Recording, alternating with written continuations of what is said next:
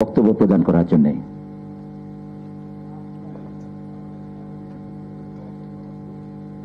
আসসালামু আলাইকুম। আজকে 24-এর গণঅভ্যুত্থানে বিএনপি শীর্ষক যে বইটির প্রকাশনা উৎসবে আমি উপস্থিত হতে পারে আমি নিজেকে ধন্য মনে করছি। সকলকে ধন্যবাদ জানিয়ে আমি আমার বক্তব্য শুরু করছি। আজকে এখানে প্রধান অতিথি হিসেবে উপস্থিত আছেন বিএনপির সংগ্রামী মহাসচিব, যিনি দীর্ঘদিন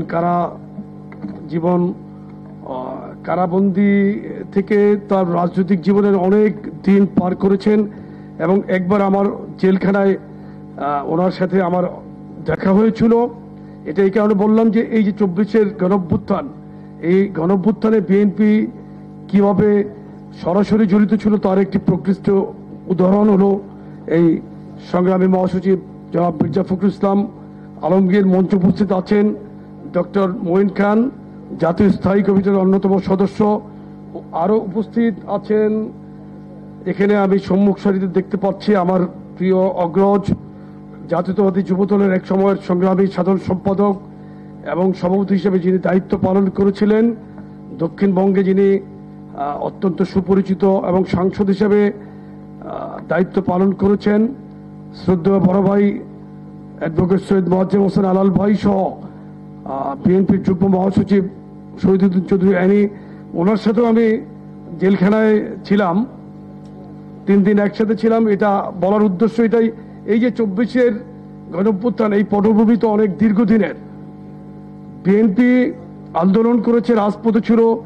এখন যারা, আমি একটি ছোট্ট কথা বলতে চাই, আমাকে সাংবাদিকরা যখন জুলাই যোদ্ধা সম্পর্কে জিজ্ঞেস করে আমি তখন তাদেরকে পাল্টা প্রশ্ন করেছিলাম যে আমরা যে ফ্যাসিস্ট বিরোধী আন্দোলন করলাম 15 বছর 7 মাস, শেখ হাসিনা বিরোধী আন্দোলন, এবং মঈনুদ্দিন ফখরুদ্দিন যে বাংলাদেশের যেই ধ্বংসের যে কারিগর, তাদের বিরুদ্ধে যে আন্দোলন করলাম, যারা আমাদের প্রিয় সাংগঠনিক অভিভাবক জনাব তারেক রহমানকে অত্যাচার করে, নির্যাতন করে, স্পাইনাল কর্ড ক্ষতিগ্রস্ত করলো, বাংলাদেশকে অকার্যকর করার চিন্তা করলো, ওই আমল থেকে শুরু করে 5ই আগস্ট পর্যন্ত 17 বছর 7 মাস, এই সময়টা যে আমরা আন্দোলন করলাম, তাহলে আমাদেরকে কি নামে, কোন যোদ্ধা হিসেবে আপনি অভিহিত করবেন বলেন তো দেখি? এটা আমার প্রশ্ন ছিল।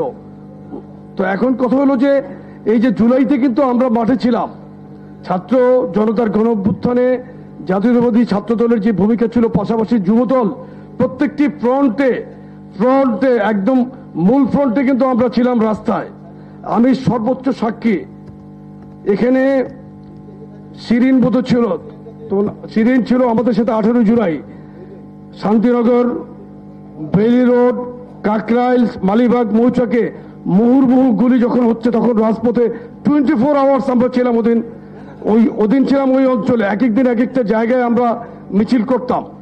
এই যে জুলাইয়ের গণঅভ্যুত্থান, এই গণঅভ্যুত্থানে আমাদের প্রিয় সাংগঠনিক অভিভাবক জনাব তারেক রহমান প্রত্যেক দিন স্কাইপিতে আমাদের সাথে কথা বলতো, ইন্টারনেট শাটডাউন না হওয়া পর্যন্ত।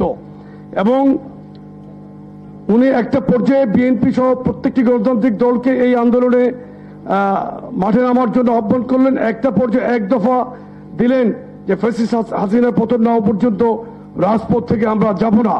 সবচেয়ে বড় কথা হলো, যেদিন ইন্টারনেট শাটডাউন করলো, ওয়াইফাই নেটওয়ার্ক এবং আপনার মোবাইল নেটওয়ার্ক বন্ধ হয়ে গেল, তখন আমরা বাটন ফোনের চেয়ারম্যান মহোদয়ের সাথে কথা বললাম।